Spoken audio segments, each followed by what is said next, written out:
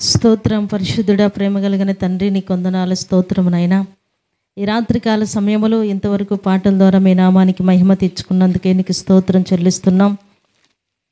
మీ దాసులు మీ పక్షంగా నిలబడుచుండగా ప్రభువానికి స్తోత్రమునైనా ఈ కుటుంబానికి, గ్రామానికి, కూడి వస్తున్న ప్రజలకు, దూరం నుండి వింటున్న వారికి అవసరమవుతున్న అమూల్యమైన నీ వాక్కులు మీ దాసుల నోట మీరు ఉంచండి. ఒక్కొక్కరితో వాక్యములో నుండి మీరు మాట్లాడండి. మీరు మాట్లాడుచుండగా వినగల చెవి, గ్రహించగలిగిన హృదయం ప్రతి బిడ్డకి మీరు అనుగ్రహించి మహిమను పొందమని ప్రార్థిస్తూ, కృపగలిగిన మీ హస్తములోనికి మీ దాసులను సమర్పించుకుంటూ సమస్త మహిమంతా మీకు చెల్లిస్తూ యేసు నామములో అడుగుచున్నాము తండ్రి, ఆమేన్. మంచిది. దేవుని పరిశుద్ధ నామమునకు మహిమ కలుగును గాక. కుడి వచ్చిన అందరికీ ప్రభువు పేరట వందనాలు. సమయం ఇచ్చిన దైవజనులకి, మరో సహోదరులు బ్రదర్ గారికి అందరికీ వందనాలు. మంచిది. ఈ సందర్భంగా ఒక వాక్యాన్ని చూసి ధ్యానం చేద్దాం. మత్తయి సువార్త 5వ అధ్యాయం.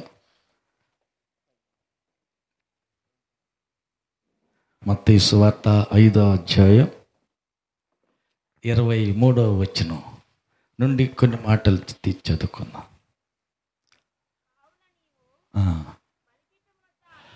కావున నీవు బలిపీఠమునొద్ద అర్పణము అర్పించుచూ ఉండగా నీ మీద నీ సహోదరునికి విరోధం ఏదైనా కలదని అక్కడ నీకు జ్ఞాపకమునకు వచ్చిన ఎడల అక్కడ బలిపీఠం ఎదుటనే నీ అర్పణము విడిచిపెట్టి మొదట వెళ్ళి నీ సహోదరునితో సమాధానపడుము. అటు తరువాత వచ్చి నీ అర్పణము అర్పించుము.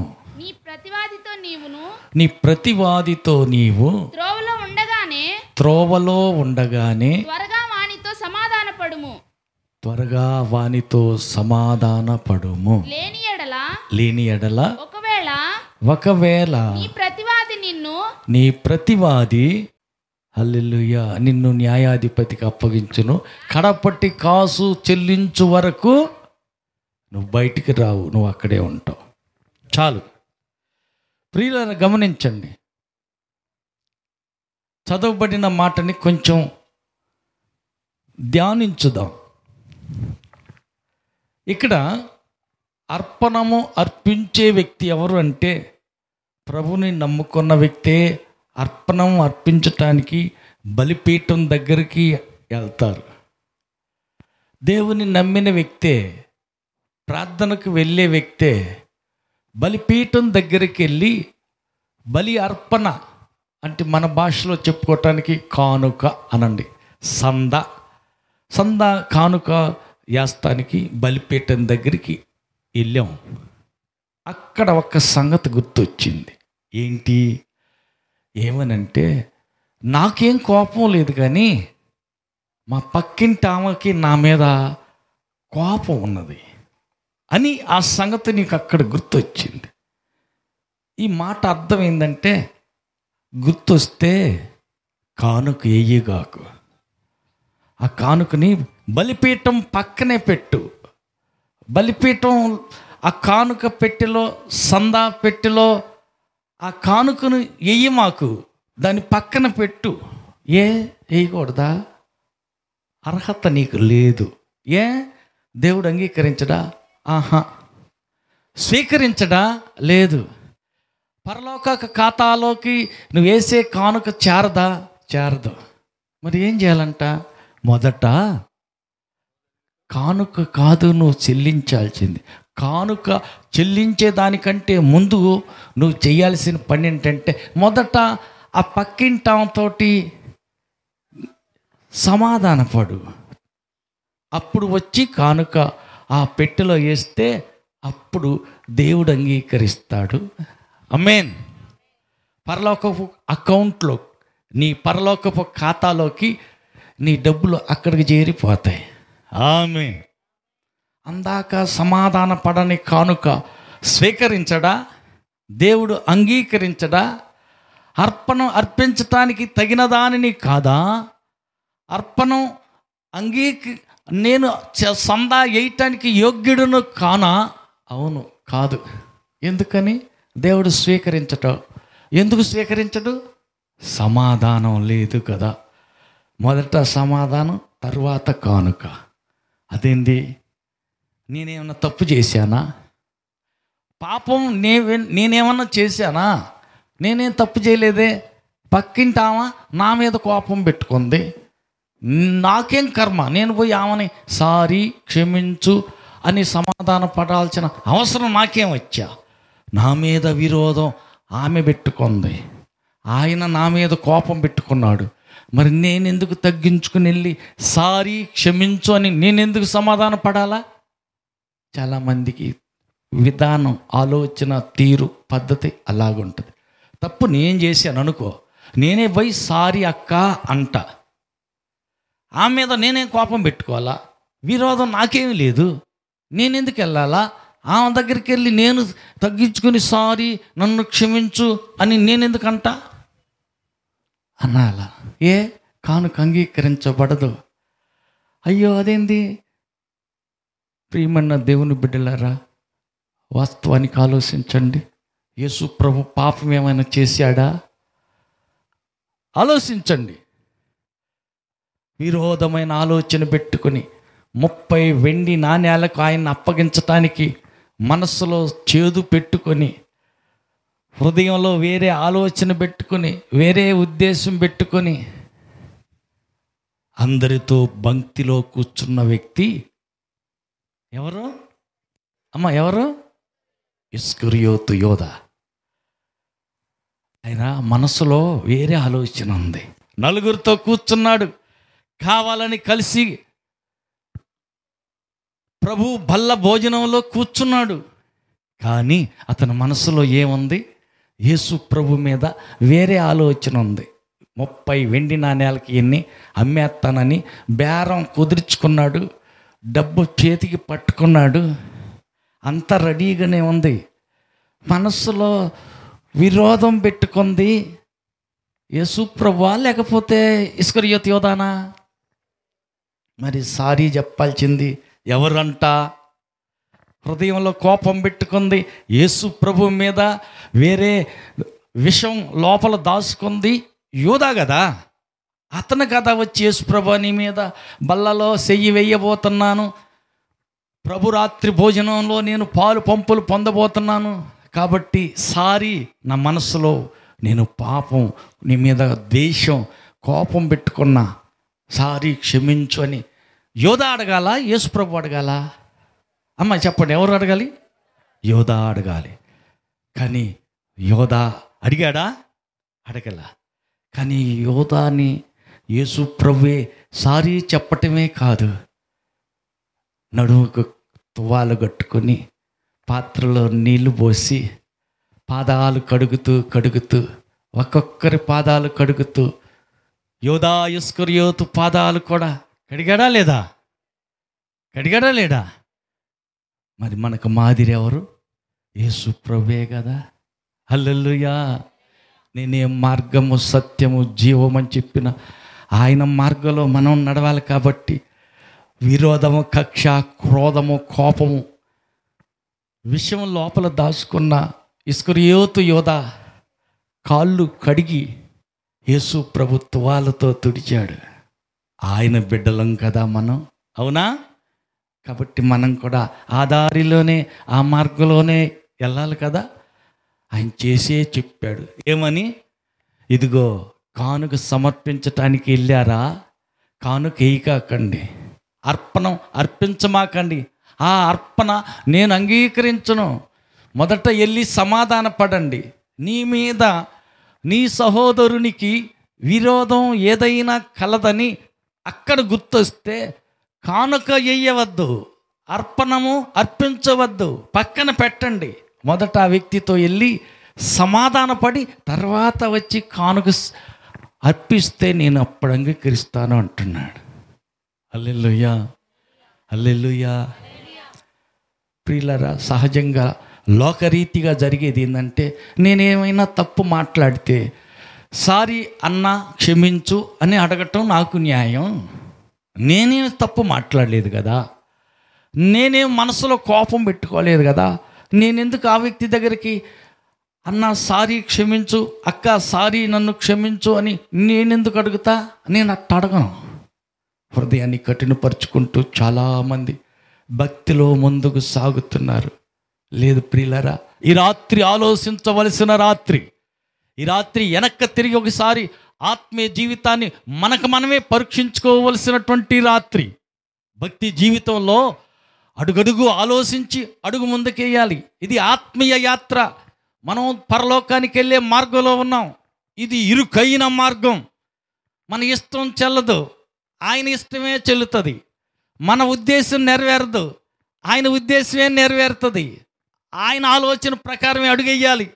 మన సొంత ఆలోచన ప్రకారం కానీ, పక్కవారు చెప్పే పక్కవారి ఆలోచన ప్రకారం కానీ మనం వెళితే కుదరదు. పక్కవారి ఉద్దేశం వద్దు.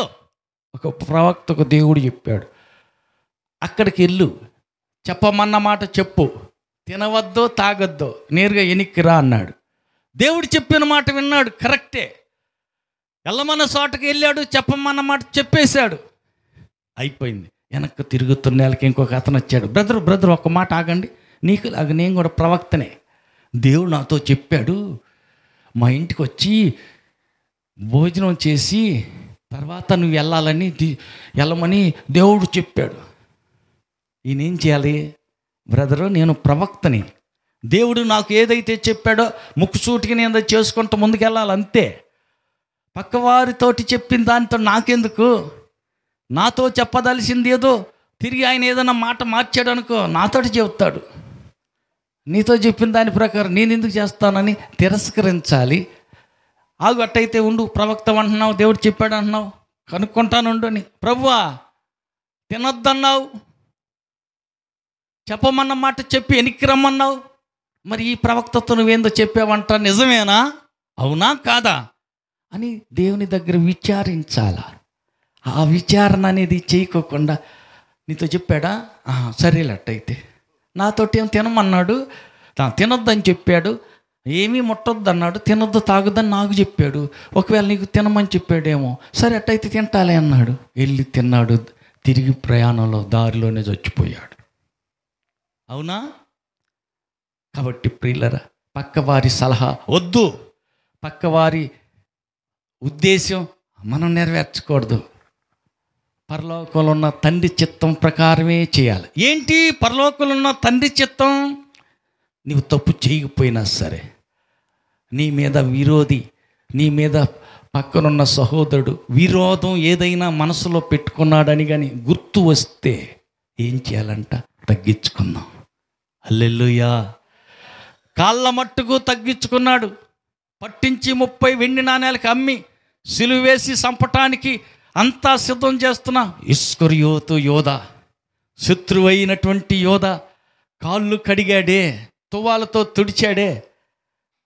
ఆ మాటే ఆయన కూడా చెప్పింది, నాకేం కోపం లేదు ఇస్కరియోతు యోధ, కోపం నువ్వే పెట్టుకున్నావు కాబట్టి నన్ను నేను తగ్గించుకుంటున్నా, కాళ్ళ మట్టుకు తగ్గించుకుంటున్నా, కాళ్ళు కడిగి తువ్వాలతో తుడిచే వరకు తగ్గించుకుంటున్నానని తన్ను తాను తగ్గించుకొని శత్రువు కాళ్ళు కడిగాడు.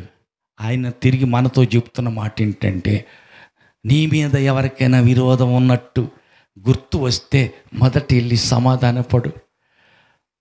నేను తప్పు చేయలేదు కదా, వద్దు, తప్పు నీదని కాదు, సమాధానం ముఖ్యం.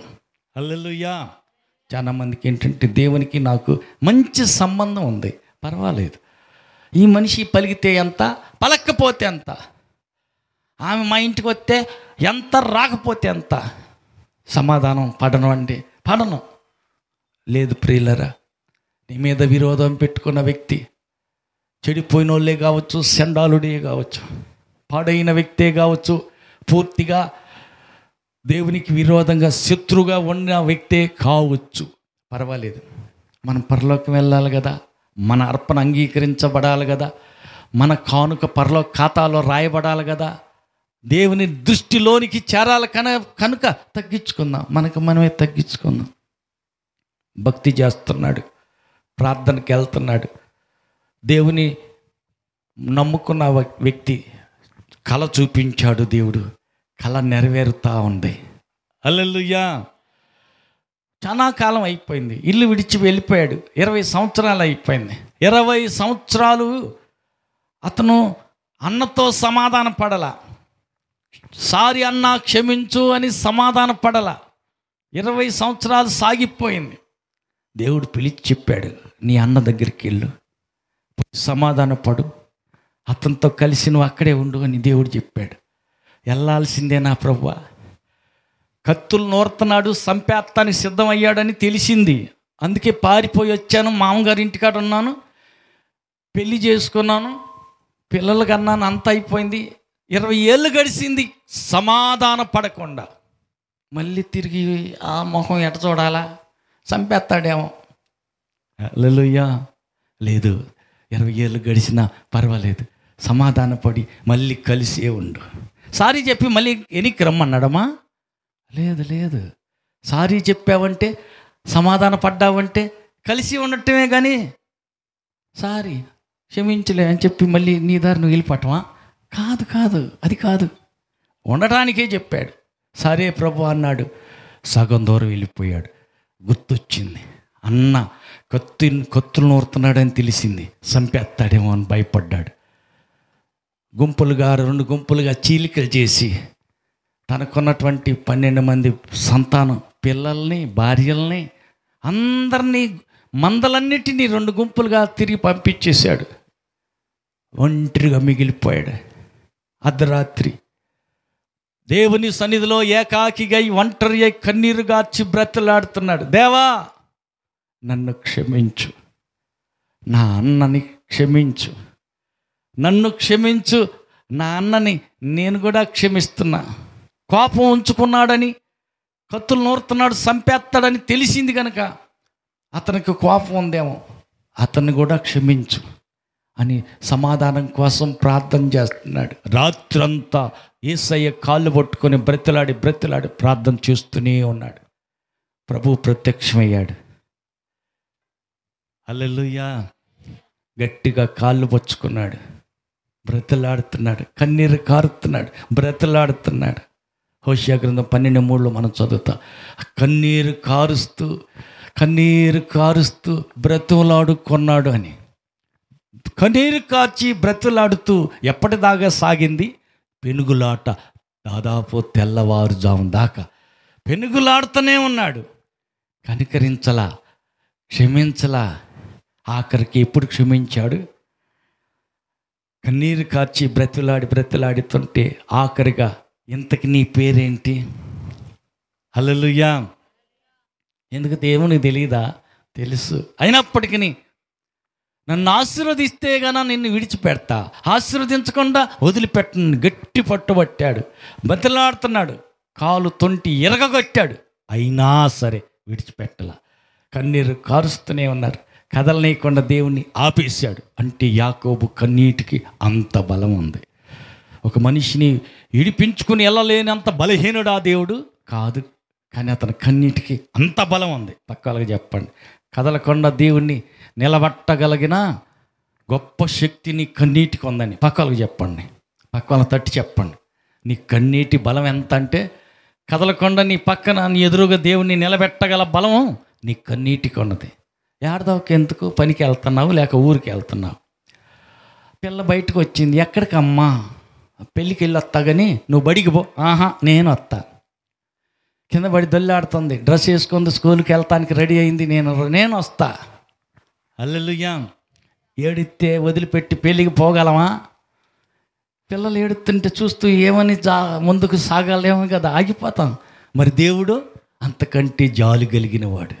నువ్వు కన్నీరు కార్చి దేని విషయం అయితే ఏడ్చి, యేసయ్యా నాకు ఫలాన్ని కావాలి, ఈ ఫలాని సమస్య తొలగాలి, ఈ ఫలాని వ్యాధి తగ్గాలి, ఈ పరిస్థితి మారాలి, అది నేను కొనాలనుకుంటున్నా, సహాయం చేయని ఏడ్చావా, నీ కన్నీరు దేవుణ్ణి ఆపుతుంది. ఆమేన్.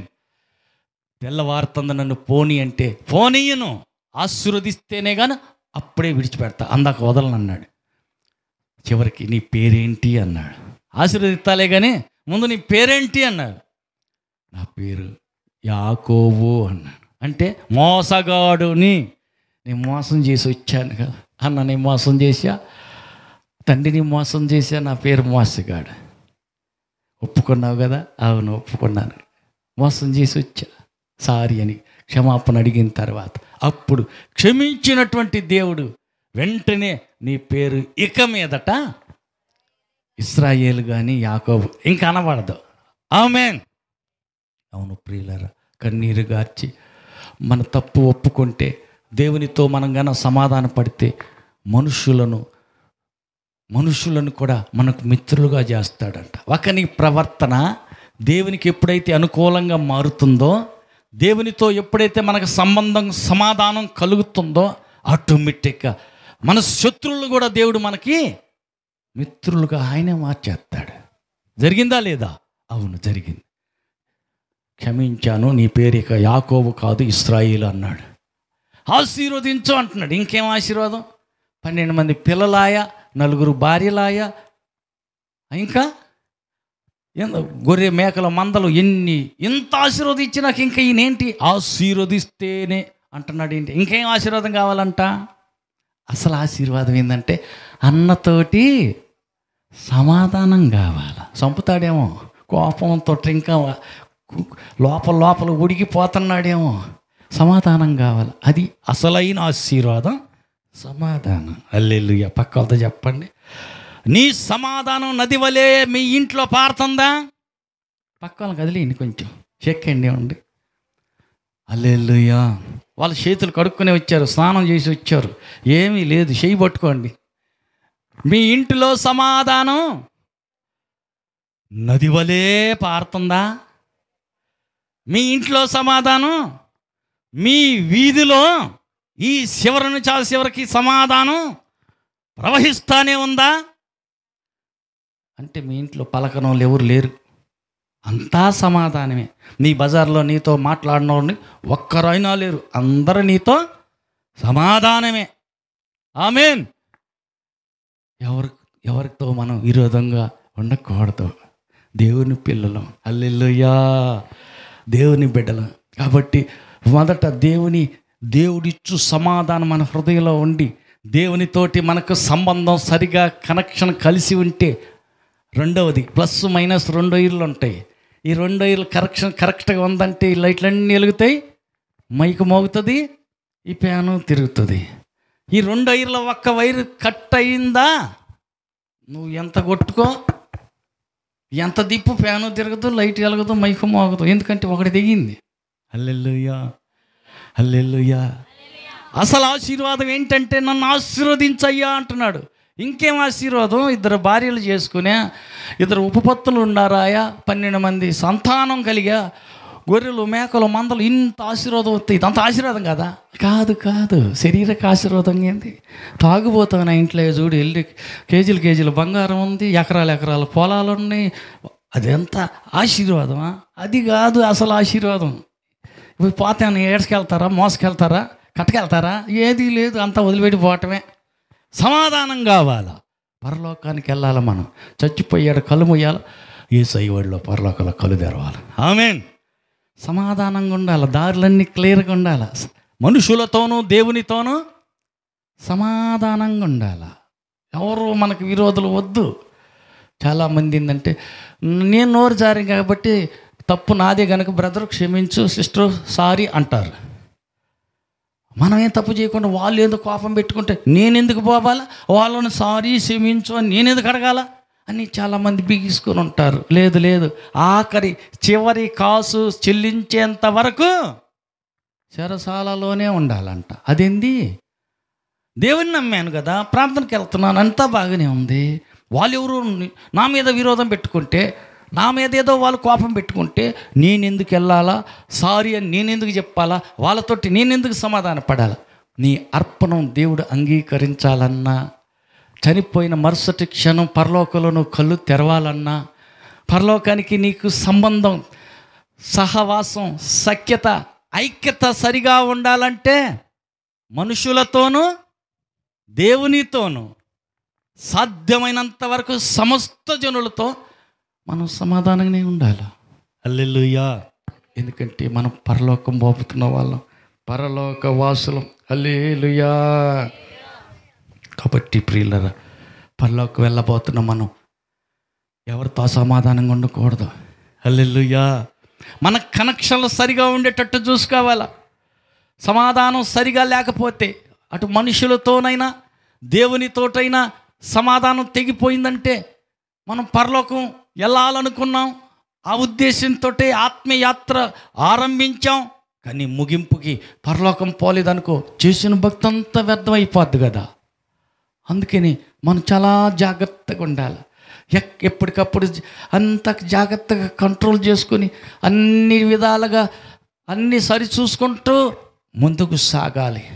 ఒకసారి కనెక్షన్ తెగిపోయింది, బంధం విడిపోయింది, బాధ కలిగింది, సమస్య ఏర్పడింది. ఏమంట? అన్నం లేదు, అబ్బాయిలు ఆహారం అక్కడ దొరుకుతుందంట. ఐగుప్తుకి వెళ్ళి భోజనం ఆహారం తీసుకురండి, దాన్ని కొనక్కరమ్మని నాన్న పంపాడు. కొడుకులందరినీ వెళ్ళారు. కడగోటి చిన్న కొడుకు ఇంటికాడున్నాడు, మిగతా అందరూ వెళ్ళిపోయారు. అన్నం తెత్తానికి ఆహారం కొనుక్కొత్తానికి వెళ్ళారు. ఐగుప్తుకి వెళ్ళారు, బాగుంది. ధాన్యం మూటలు కట్టారు, బాగుంది. గాడిదల మీద అంతా వేసుకుని సగం దూరం రానిచ్చేసి ఏం జరిగింది? మూట విప్పేసరికి అందులో ఎండి గిన్నెలు ఉన్నాయి. ఇదేంటిరా నాయనా, డబ్బులన్నీ ఉన్నాయి, డబ్బులు ఇచ్చాం, మరి గోధులు కొనుక్కున్నాం, ఇంటికి వస్తున్నాం, దారిలో ఇదేంటిరా ఈ సమస్య వచ్చింది. ఏంది సమస్య వచ్చింది? యోగులు చూసేవారు మీరంతా, మీరు యథార్థవంతులు కాదు, న్యాయవంతులు, నీతివంతులు కాదు, రండే. మళ్ళీ తీసుకెళ్ళి 3 రోజులు జైల్లో పెట్టా. గుర్తొచ్చింది ఎందుకు ఈ కష్టం వచ్చినట్టు. ఆలోచించ మొదలుపెట్టారు. అందరూ ఆలోచిస్తున్నారు, ఎందుకు వచ్చినట్టు ఈ కష్టం? దేవుని బిడలం కదా, నీతిమంతుడైన ఒకే యాకోబుకి పుట్టిన కొడుకులం మనం, మనకి ఈ కష్టం ఎందుకు వచ్చింది? దారిలో యోగులని ఈయన తీసుకెళ్ళి జైలు వేశాడు, ఇదేంద్రా బాబు ఈ సమస్య ఎందుకు వచ్చింది? ఆలోచించ మొదలుపెట్టారు. అర్థమైంది, అరే నేను ఆ రోజు చెప్పానా, వద్దురా చిన్నోడిని కాలు చేతులు కట్టి గుంటలు వేయొద్దు. ఆ అపరాధ శిక్ష ఇప్పుడు మనం అనుభవిస్తున్నాం. అర్థమవుతుందా? హల్లెలూయా. అర్థమైంది కదా. యేసేవు గురించే అన్నలందరూ కలిసి ఏం చేశారు? కాలు చేతులు కట్టేశారు, గుంటలో పడేశారు. కన్న కలలన్నీ మట్టి కలపాలనుకున్నారు.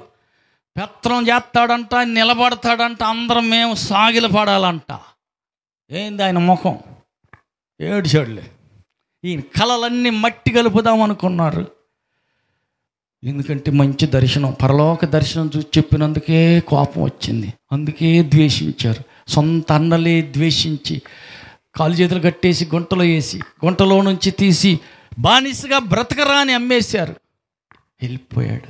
వచ్చి అడిగితే చెబుతున్నారు, ఏంటి మీరు ఎవరు సంతానం? యేసేపు గుర్తుపట్టాడు, కానీ వాళ్ళు గ్రహించలేకపోయారు. హల్లెలూయా. మేము నీతిమంతుడైన ఒక వ్యక్తి పిల్లలం, ఒకడు లేడు కానీ ఇంకొకడు ఆఖరోడు ఉన్నాడు, మా నాన్న దగ్గర ఉన్నాడు. మీ నాన్న బతికున్నాడా? బతికే ఉన్నాడు, అక్కడే ఉన్నాడు అని చెప్తూ వచ్చిన సమస్యను బట్టి ఆలోచించ మొదలుపెట్టారు. మనం తప్పు చేసాం, అతన్ని రక్తాపరాధమే మనం చేసిన నేరం. నేను వద్దు అంటే మీరు వినలా. అతన్ని బానిసగా అమ్మారు.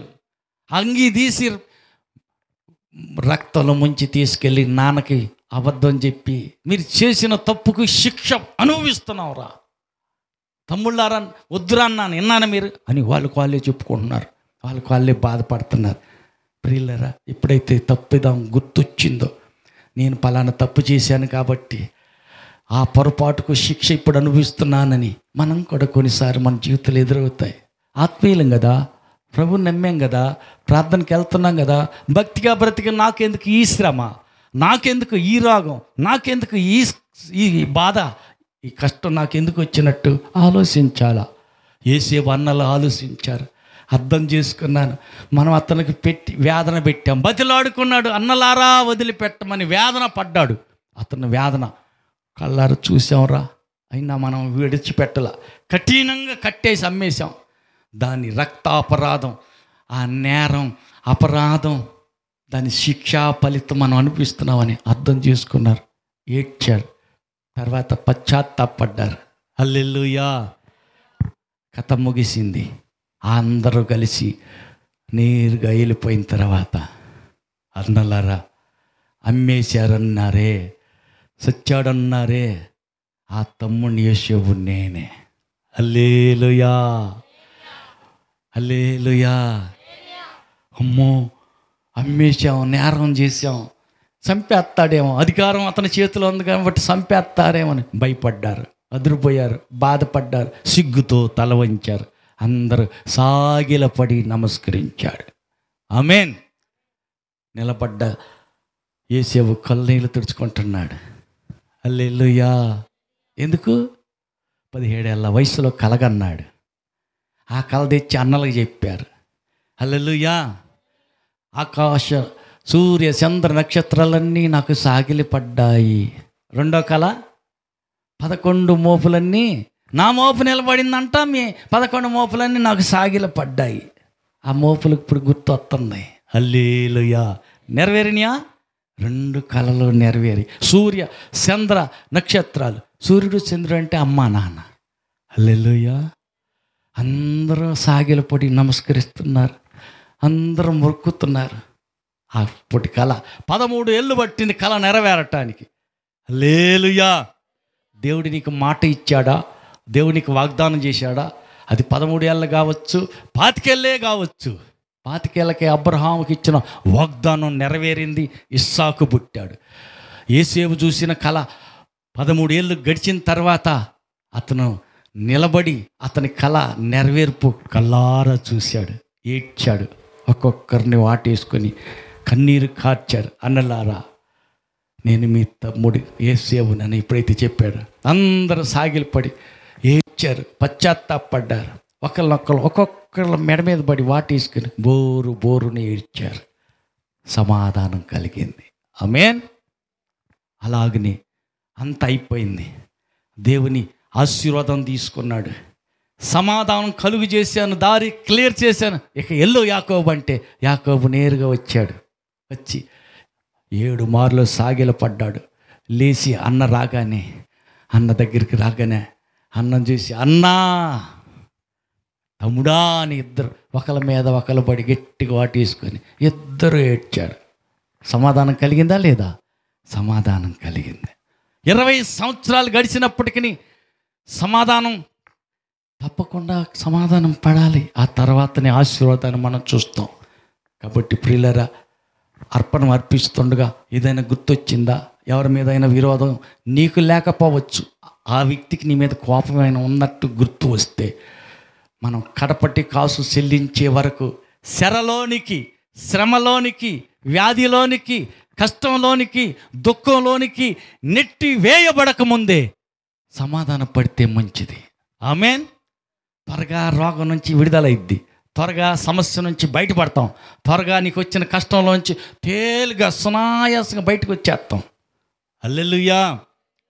కాబట్టి ప్రియులారా, ఎట్టి పరిస్థితుల్లో కూడా ఆలస్యం చేయకూడదు. ఒకసారి ఒక సంగతి జరిగింది.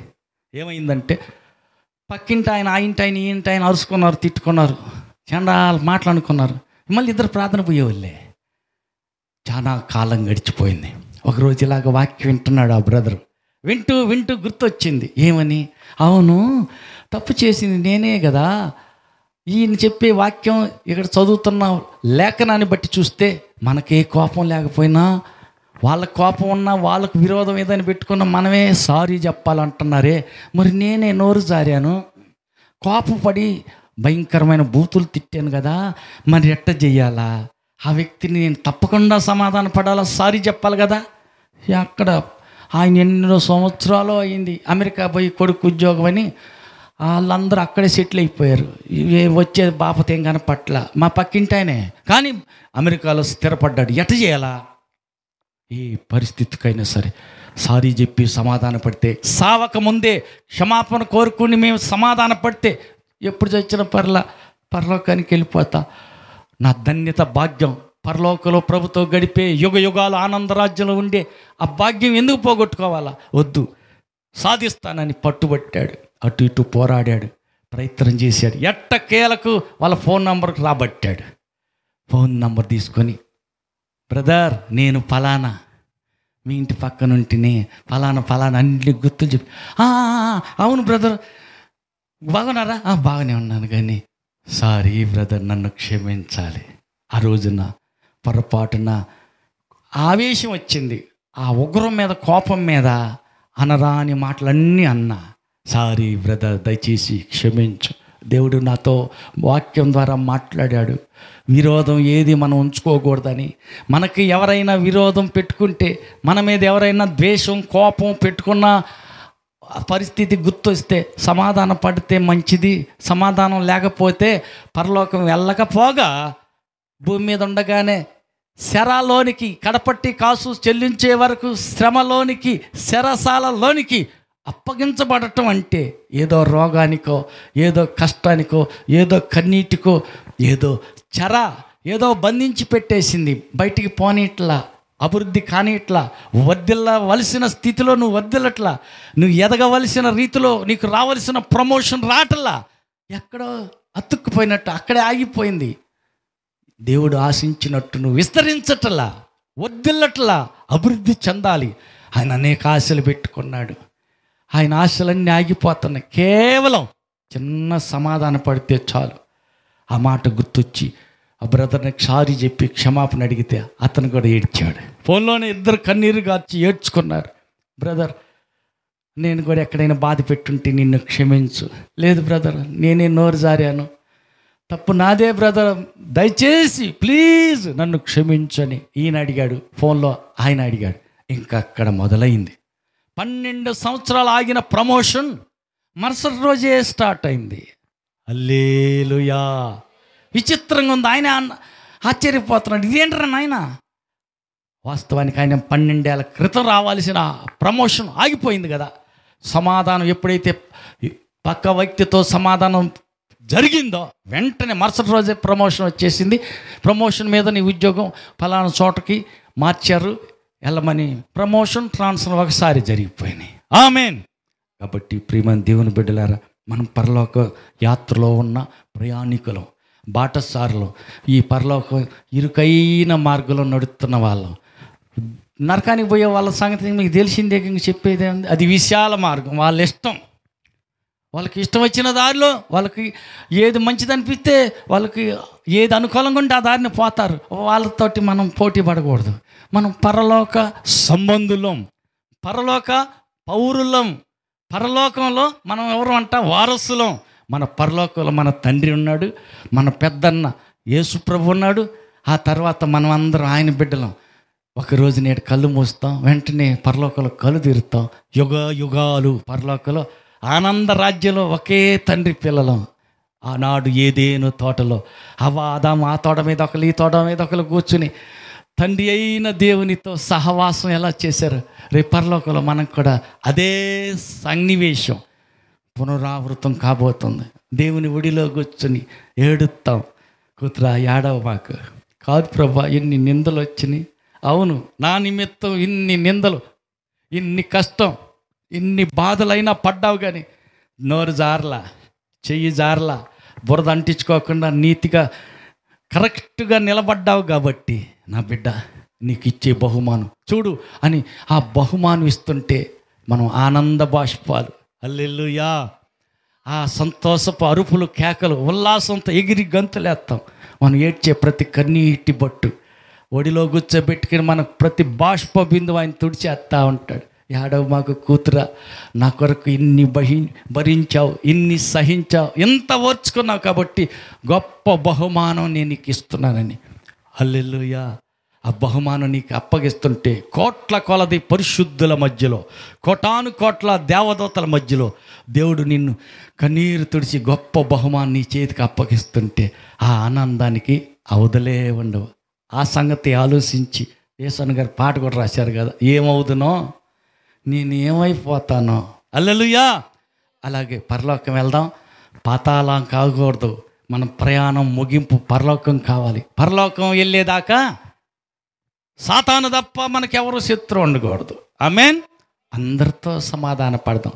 సాధ్యమైనంత వరకు నువ్వు సారీ చెప్పి ఎంటబడి వందనాలు చెప్పిన వందన లేదు గిందన లేదు అని పోతున్నారు. అయినా పర్వాలేదు, మరలా చెప్పు.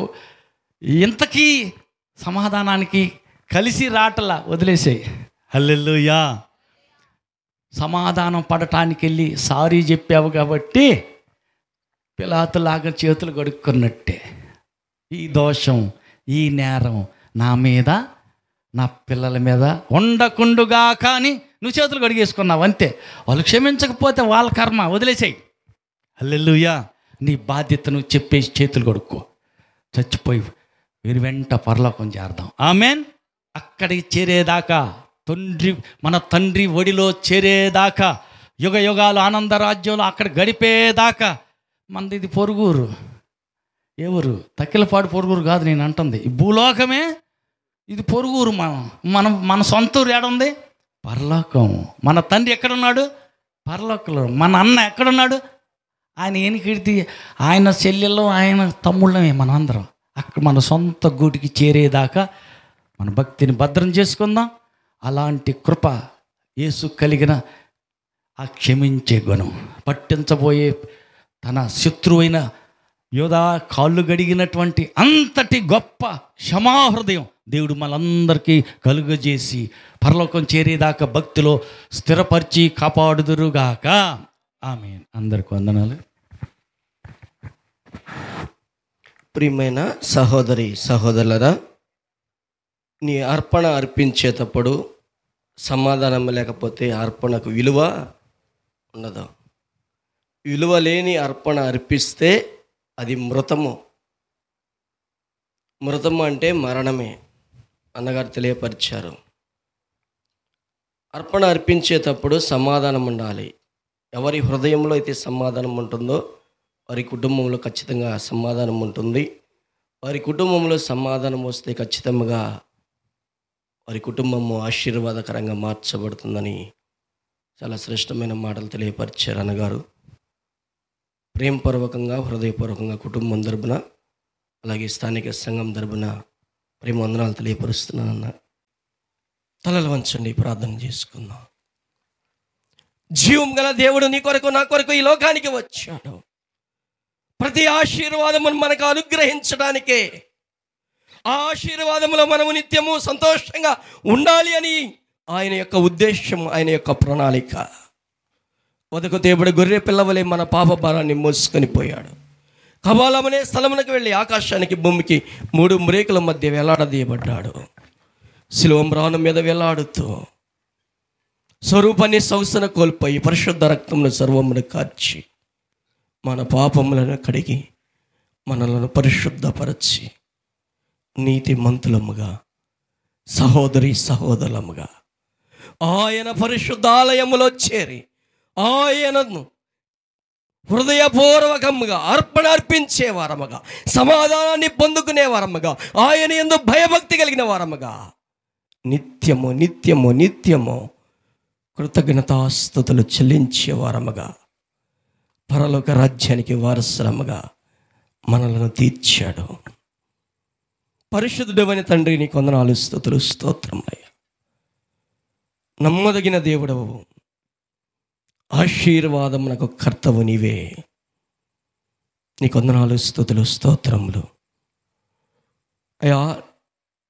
ఒకరిద్దరి ద్వారా నీ శ్రేష్టమైన మాటలు మీ బిడ్డలకు మీరు అందించారు. ప్రతి బిడ్డ చక్కగా ఆలకించి ఉన్నారు.